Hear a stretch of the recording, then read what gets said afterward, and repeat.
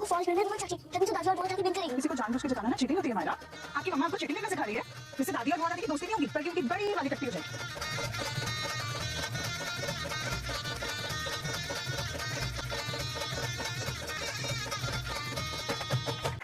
और घूमर 2025 की विनर है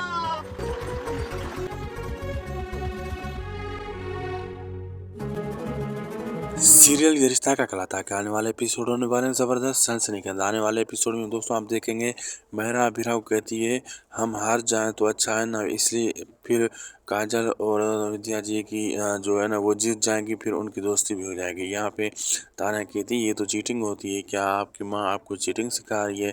इस हिसाब से वो दोस्त तो नहीं होंगे लेकिन वो दुश्मन बन जाएंगी, कट्टी हो जाएगी बहुत बड़ी उनकी। आखिरकार मायरा और अबीरा खुद गिर जाती हैं और इस गेम से बाहर निकल जाती हैं इस घूमर से। तो विद्या और काजल जी यानी मासा दोनों ये फाइनल राउंड जीत जाती हैं। फिर अरमान ऐलान करता है भाई 2025 का घूमर इन्होंने जीत लिया है, फिर इनकी दोस्ती भी हो जाती है, दोनों एक साथ खुश हो जाती हैं। अब आगे देखना मज़ेदार होगा क्या क्या होने वाला है। वीडियो अच्छी लगी तो लाइक शेयर सब्सक्राइब करना ना भूलिएगा।